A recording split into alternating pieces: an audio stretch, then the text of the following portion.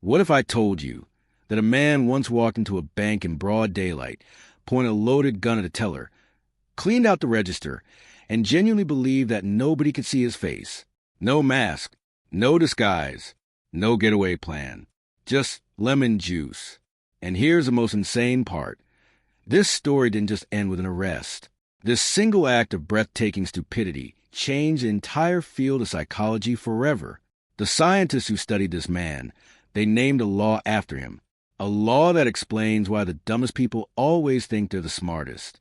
This is the story of McArthur Wheeler, the man who robbed 2 banks in one afternoon and couldn't figure out why the police showed up at his door.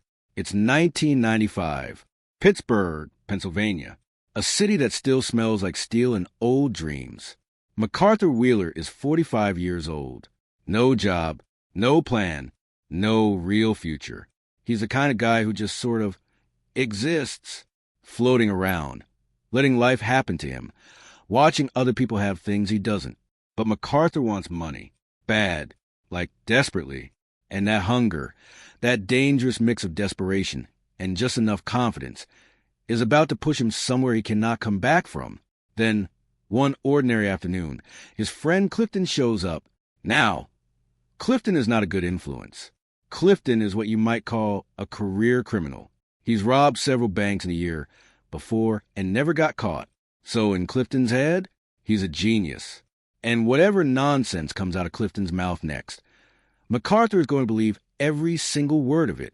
Clifton leans over and drops a fun fact on McArthur. He tells him that lemon juice can be used as invisible ink. You write with it, and the writing disappears. It only shows up again when you hold it near heat. McArthur goes, "Huh, that's pretty cool." And then Clifton says the words that change everything. If it makes writing invisible, what if it could make a face invisible too? Now, a normal person hears this and says, that's not how any of this works. McArthur is not a normal person. McArthur goes, what if it could? So they grab a lemon. McArthur squeezes the juice all over his face. His eyes are on fire. He can barely see. He's basically blinking through tears. But he grabs a Polaroid camera and he takes a selfie. The photo comes out, and McArthur isn't in it. Now, was the film bad? Did he accidentally tilt the camera while his eyes were burning? We'll never truly know.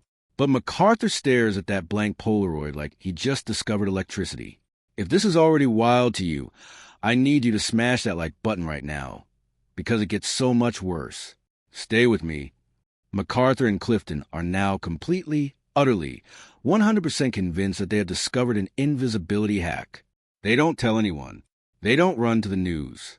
They don't try to sell the idea to scientists or get on the Tonight Show. No, they decide to rob a bank. They pick their target. They get a gun. They buy more lemon juice, because apparently you need a lot of it. And then, standing somewhere in Pittsburgh, Pennsylvania, these 2 men rub lemon juice all over their faces like it's sunscreen.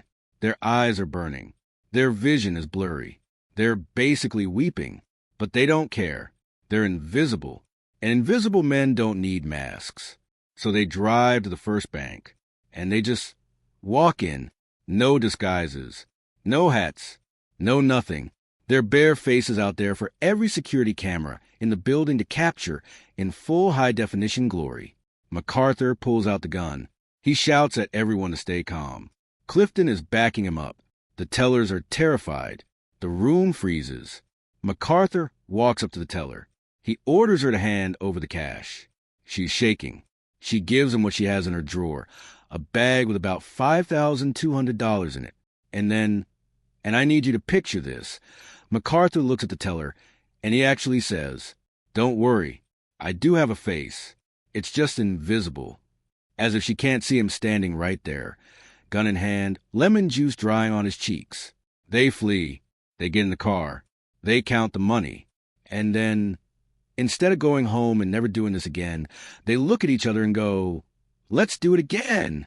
They don't even reapply the lemon juice. They figure once is enough. It'll last all day. They drive across Pittsburgh to a second bank. Same routine. Same confidence. Same unmasked faces walking straight into frame of every security camera in the building. McArthur pulls the gun. Clifton covers the room. The teller hands over more cash. They grab it and run. Back home, they're celebrating. They genuinely believe they fooled everyone. They think the lemon juice worked perfectly. They're already thinking about their next move, their next target, how they're going to keep doing this forever and never get caught. But here's what they don't know. At both crime scenes, police have already started reviewing the security footage. And on that footage, McArthur's face, Clifton's face, clear as day. No blur, no invisible ink. Just two men who thought citrus fruit was a superpower. Here's where Clifton's past catches up to him fast. When detectives looked at the robbery footage, they recognized him almost immediately because Clifton had robbed banks before, the year prior, and while he hadn't been arrested, police had him in their files. 6 days after the robberies, Clifton is arrested.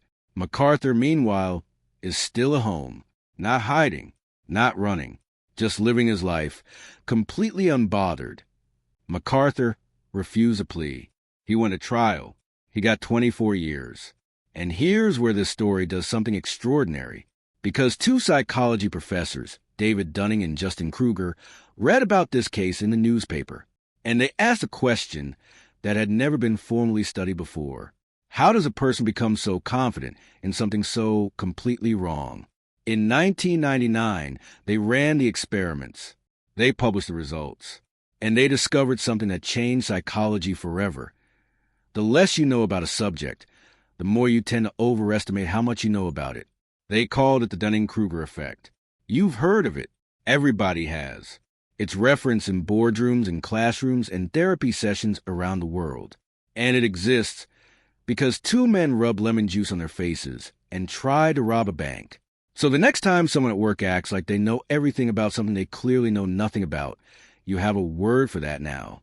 Dunning-Kruger. And the next time you think you've got a foolproof plan, maybe ask yourself one question. Am I the lemon juice guy right now? McArthur Wheeler didn't just rob two banks.